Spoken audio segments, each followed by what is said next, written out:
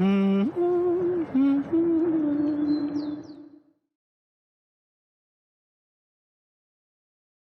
Lemebel fue un escritor, cronista y artista visual político. Mezclando el humor, la beligerancia y una gran carga de energía de la rebeldía, el escritor produjo textos y obras artísticas con la intención de romper con el ideal de escritura conservadora.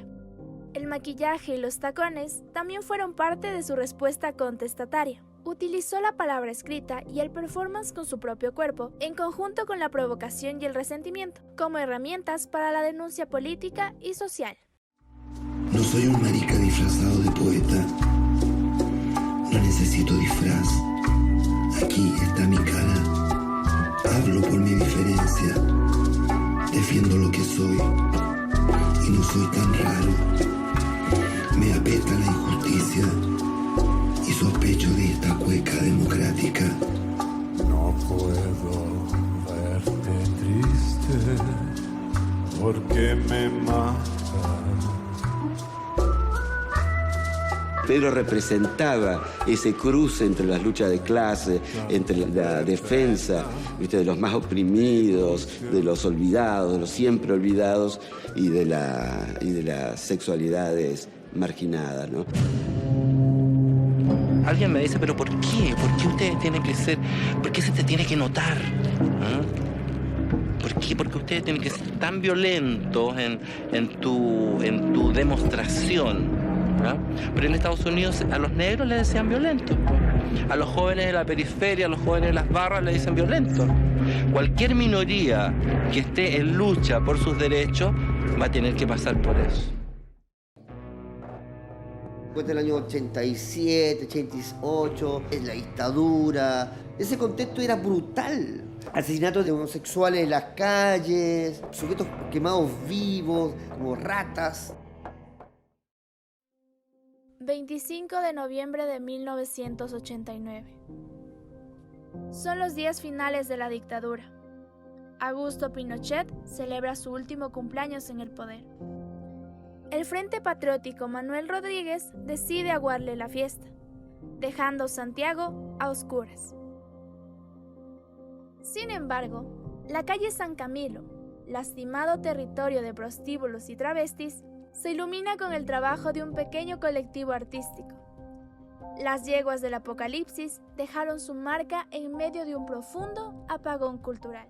Hay amor que derriba las piedras, hay de aquel que no se sienta alrededor.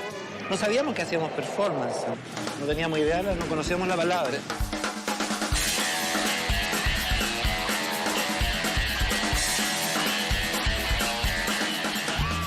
Nosotros no nos enfrentamos contra la dictadura se enfrentó contra nosotros. Si te pones a fijar en el contexto país políticamente, ¿no?, en la crueldad de esos años. En Chile, a pesar de todo, se sigue torturando. Era muy fuerte, o sea, y sobre todo en una época que la homosexualidad todavía no era muy bien visto o no muy aceptada.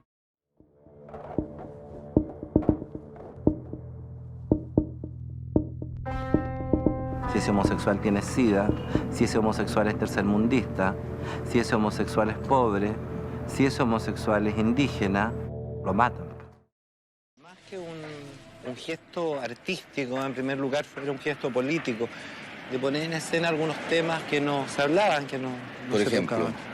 El tema de la homosexualidad, yo creo que nosotros lo pusimos en escena, en lo cultural, ¿no? Y creo que el tema del SIDA también.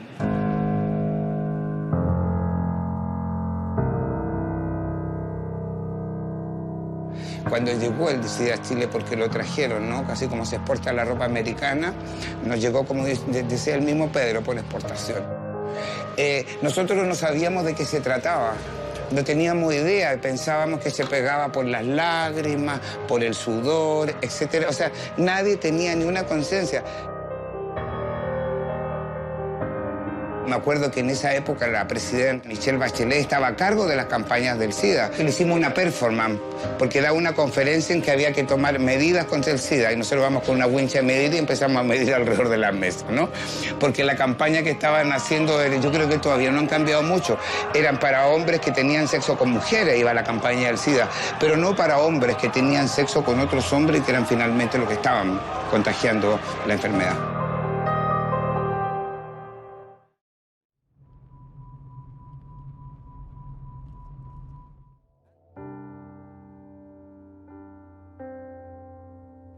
Me dijiste que te filmara, que no dejara de hacerlo.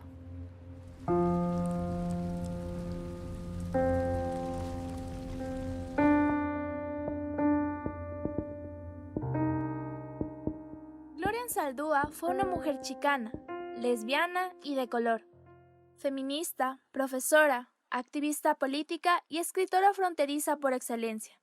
En sus escritos, la mayoría de ellos autobiográficos, encontramos las huellas y marcas lacerantes de sus experiencias como lesbiana chicana de clase obrera, asuntos políticos y espirituales, así como cuestionamientos identitarios y sexuales. Tantas son las fronteras que habita un solo cuerpo. Algunas son tan pequeñas que ni se las nota, invisibles o silenciosas. Otras, en cambio, se yerguen fuertes, bulliciosas, gigantescas. Son como los muros construidos para dividir las naciones con sus alambres electrificados y sus rifles apuntando, siempre vigilantes de nuestros movimientos. ¿De qué lado de la frontera estamos? ¿Quiénes nos apuntan con su rifle? ¿Soy yo, el otro o ambos?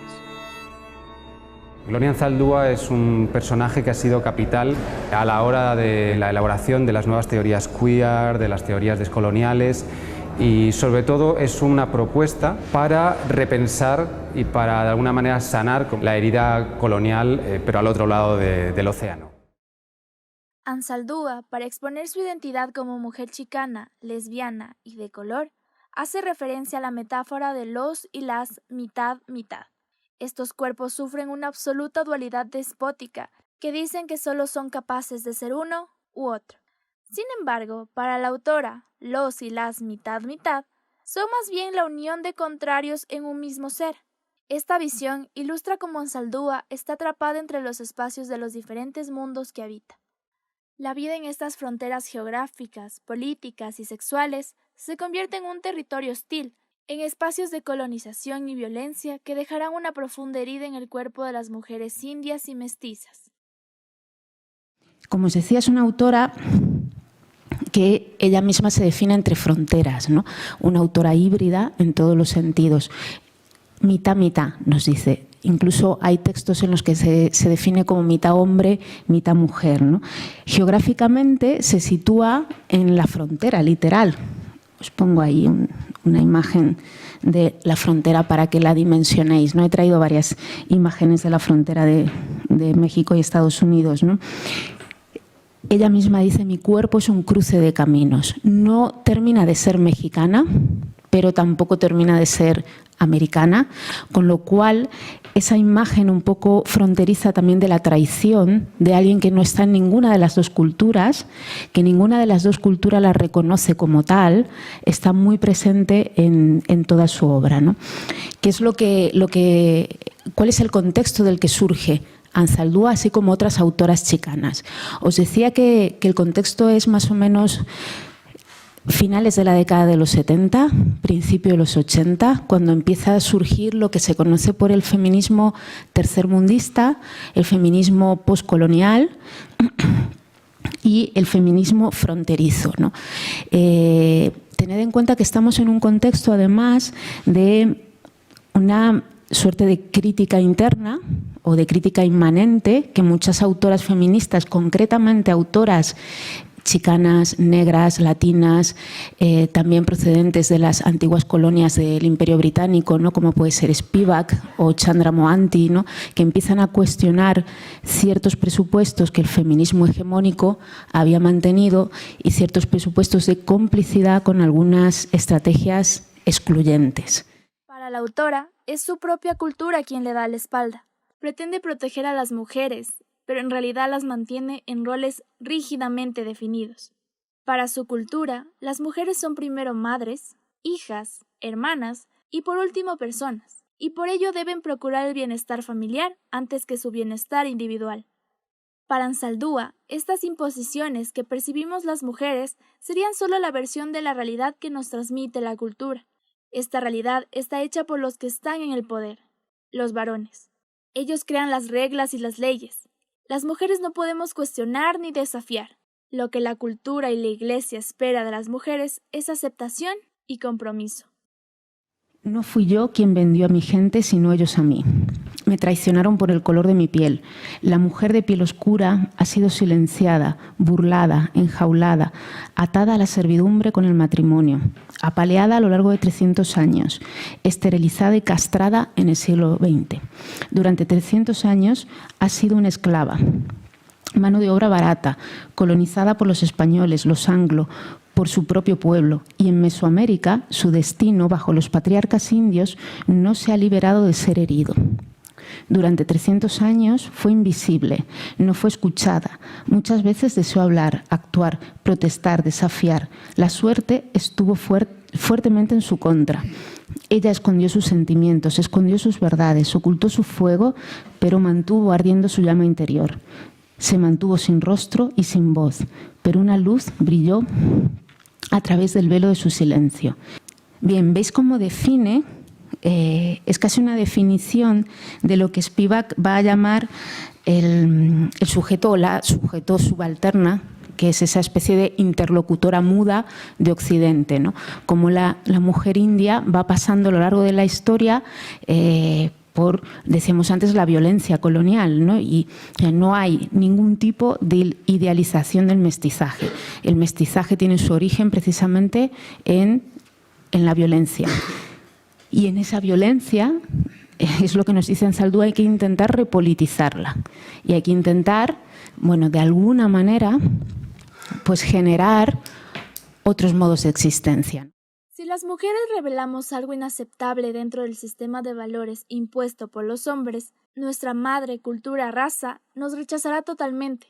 Ante ese miedo, relegamos las partes inaceptables a las sombras y nos ajustamos a los valores de una cultura que, de lo contrario, nos humillará, maltratará y traicionará.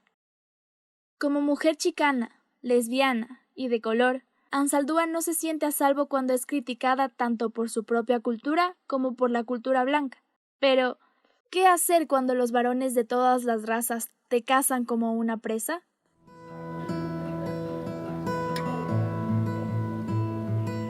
So these images go with our model, and these images are different things that make up her shadow beast. The rebel is somebody who goes against culture, against values, and she talks about it being hard to look the shadow beast in the mirror and face it, which is yourself. This is the physical representation of the shadow beast. It's the serpent and the shadow. This is what we call gender roles because it's a young woman behind a fence, and the fence can keep you safe, but it can also keep you back from a lot of things. This is religion, which is part of her shadow beast because it can help you through a lot, but can also hold you back and restrict what you do with your life. So this is a part of her shadow beast. This here is, we try to depict the lesbian side of Gloria Anzaldúa because she was a lesbian, and it is something that her family didn't approve of and her culture didn't approve of, and it is part of her shadow beast, the struggle within. Aunque la tiranía cultural haya quitado a las mujeres su capacidad de actuar, las mujeres deben elegir entre dos caminos: vivir con miedo a que la bestia de la sombra escape de su jaula o hacerse consciente de ella y enfrentarla. Anzaldúa optó por dejar salir a la bestia de la sombra, un monstruo cuya rebeldía hará tambalear al sistema de valores de la cultura dominante. Estas imágenes van con nuestro modelo y son diferentes.